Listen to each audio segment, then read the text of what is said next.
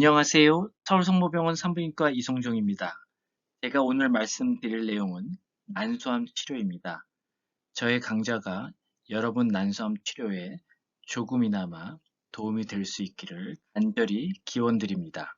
오늘도 행복한 하루 보내시길 기원드립니다. 난소암을 예방할 수 있는 검사 방법이 있다라는 질문에 대해서 어떻게 생각하시는지요? 이러한 난소암을 예방할 수 있는 방법이 있을까요? 없을까요? 정답은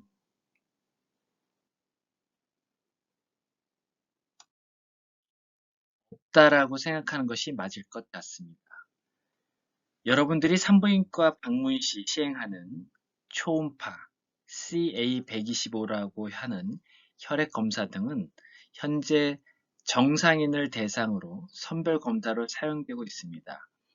하지만 이렇게 많은 검사에도 불구하고 난소암의 발생은 아직 낮아지지 않고 있어 결국은 이러한 선별 검사로 시행되는 초음파 CA125라고 혈액 검사는 난소암에 있어서 유효한 선별 검사로 인정되고 있지는 못하고 있지만 산부인과 검사 방문 시에는 꼭 이러한 두 가지 검사를 시행하셔야 됩니다.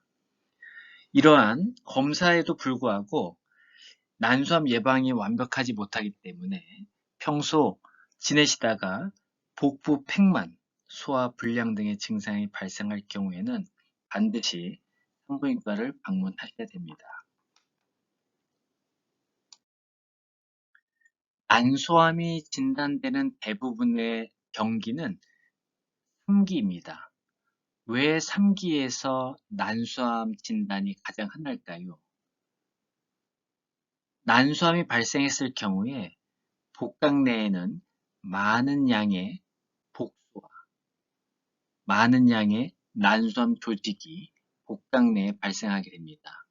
따라서 이러한 난소암 3기 말이라고 하는 것은 복강 내에 큰 덩어리들이 발생하는 경우가 대부분 동반하기 때문에 CT에서 보시듯이 간 주변에 많은 양의 복수와 난소암 종괴 등이 장 등에 발생하면 대부분의 증상을 느끼는 난소암 환자들의 진단 기수는 3기 말이 됩니다.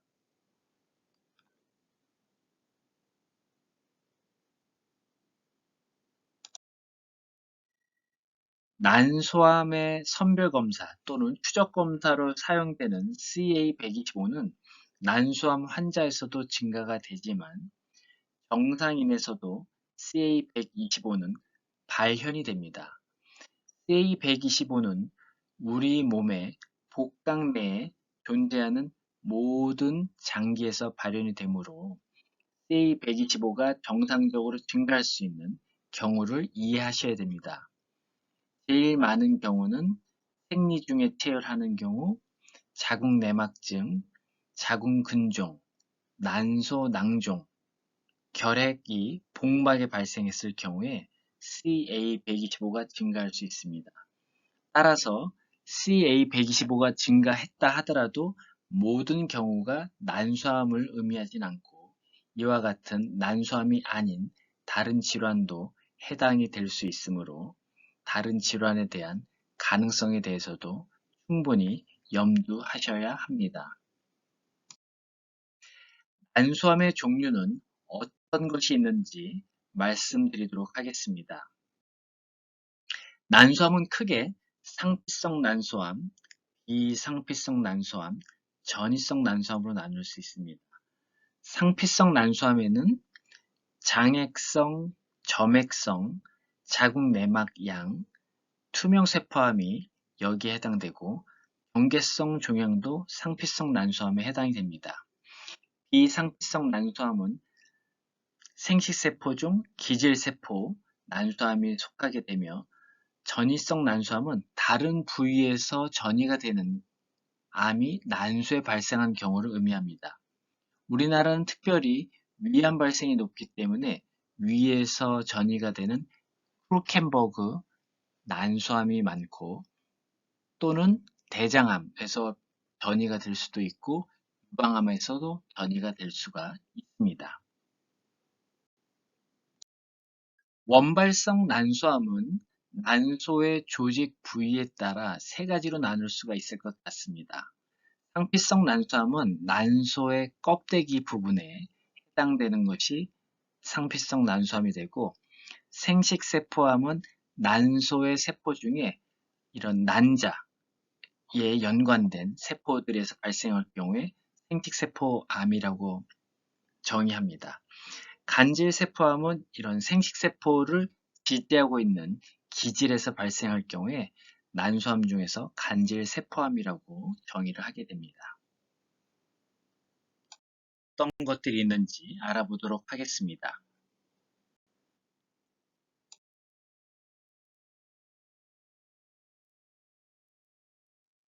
상피성 난소암 종류에 따른 발병 원인이 다른 것이 난소암의 특징이라고 할 수 있습니다. 장익성 상피암은 발병 원인이 난관입니다. 자궁 내막양 상피암과 투명세포 상피암은 발병 원인이 자궁 내막증입니다. 점액성 상피암은 경우에 따라서 소화기계, 장과 연관이 있다는 보고들이 있습니다. 가장 많은 비율을 차지하고 있는 고등급 장액성 난소암의 발병 기전의 원인으로 T53 종양 억제 유전자가 제 기능을 발휘하지 못할 때 고등급 장액성 난소암이 발생할 수 있습니다.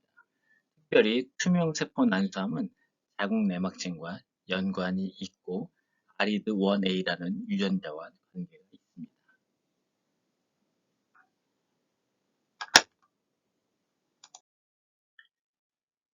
38세 여성의 MRI입니다. 이 여성은 평소 생리통으로 매우 고생을 하였고 자궁 내막증으로 인한 치료를 받았었습니다. 이러한 젊은 여성에서 난소암이 발생했을 경우에 이 경우에 안타깝게도 투명세포암으로 진단된 MRI 영상입니다. 일반적으로 난소암 병찰정술은 개복 수술을 시행하게 되고, 난소암 1기의 초기가 예상되는 경우에 최소 침습 수술이라고 하는 복강경 또는 로봇 수술이 시행될 수 있습니다. 수술 중에 동결 결편 검사를 통해 난소암을 진단하게 되고, 난소암이 진단되었을 경우에 자궁, 양측 난소, 난관 절제술과 함께 대망 림프절 절제술을 시행하고 기타 전이성 종양이 발견되었을 경우에 난소 병기 설정술을 마치게 됩니다. 난소암 수술 후 사용되는 항암제로는 카보플라틴이 있습니다. 이런 카보플라틴은 처음부터 개발된 것이 아니었고 시스플라틴이라는 모체가 있었습니다. 시스플라틴은 처음에 1971년도에 개발이 되었고, 이런 시스플라틴을 사용함에 따라 독성이 워낙 강하였고, 이러한 독성을 줄이기 위해서 시스플라틴의 구조를 변형하였습니다.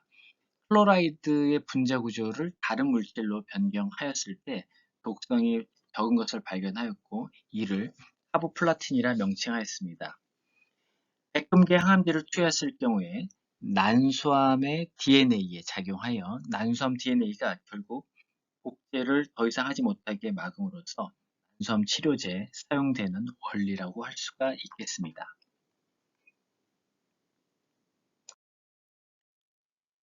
일반적으로 난소암 수술 후 6번의 카보플라틴 파클타셀 항암제를 시행하게 되고 경과 관찰을 시행합니다. 불행하게도 경과 관찰 중에 난소암이 개발되었을 경우에 6개월이라는 시점을 기준하여 백금계 저항성, 백금계 민감성으로 구별하게 됩니다. 만일 6개월 이전에 재발한 백금계 저항성, 재발성 난소암의 경우에는 백금계 항암제에는 반응을 잘 하지 않는다는 이유로 백금계 항암제를 추후에 사용하지 않습니다. 그러나 6개월 이후에 재발된 백금계 민감성 난소암의 경우는 백금계에 잘 반응하였다는 이유로 백금계 항암제를 포함한 항암제를 선택할 수가 있습니다. 유전자 손상이 일어났을 경우에 복구하는 기전은 크게 두 가지로 나눌 수 있습니다. 한 가닥의 유전자 손상이 있을 경우에는 파프라는 물질을 사용하게 되고, 두 가닥의 유전자 손상이 있을 경우에는 브라카 유전자가 손상 복구를 담당합니다. 만일 파프 저해제를 사용했을 경우에는 이러한 한 가닥의 유전자 손상 복구가 안 되어 결국은 두 가닥의 유전자 손상을 유발하게 되고, 최종적으로는 난소암을 치료할 수 있는 결과를 나타나게 됩니다.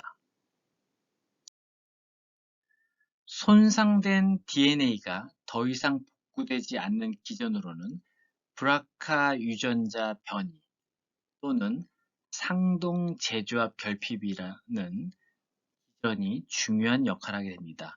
따라서 브라카 유전자 변이가 있거나 상동 재조합 결핍이 있는 환자에게 파프 저해제를 사용했을 경우에 난소암 치료의 효과를 더 높일 수 있습니다.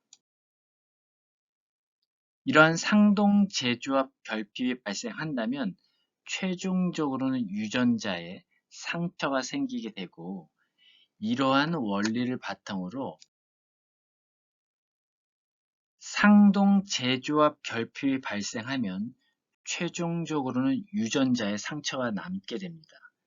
따라서 이러한 원리를 이용하여 각 진단 회사마다 유전자 상처에 점수를 부여하여 이러한 상처 점수에 따라서 파프 저해제 사용을 할 수 있는지 없는지를 결정하게 됩니다. 유전자 검사는 크게 두 가지로 나눌 수가 있습니다. 혈액에서 하는 검사, 수술한 조직에서 시행되는 검사가 있습니다. 일반적으로 점라인, G브라카라고 하는 검사는 혈액 검사를 시행하게 되고, NGS, 종양 브라카 검사는 수술했던 조직에서 시행하게 됩니다. 결론을 말씀드리겠습니다. 오늘 상피성 난소암 치료에 대해서 알아보았습니다. 선별 검사는 초음파 CA125 종양 표시자가 시행되고 있지만 선별 검사로서 아주 유효성이 높지는 않기 때문에 평소 증상 관찰이 제일 중요합니다. 난소암은 원발성과 재발성으로 나눌 수 있으며, 원발성 난소암은 수술 후 6번의 카보플라틴, 파클리탁스를 사용하게 되고, 재발성 난소암의 경우는 백금계 민감성, 백금계 저항성으로 나누어서 이에 따라 백금계 항암제를 포함하느냐, 포함하지 않느냐로 나눌 수 있습니다. 오늘 짧은 강의였지만 여러분들의 빠른 쾌유와 무한한 건강을 기원드리며, 항상 저희 서울성모병원 산부인과를 방문하시는 분들께 저희 의료진은 감사와 사랑으로 여러분들의 치료를 위해서 열심히 최선을 다하겠습니다. 감사합니다.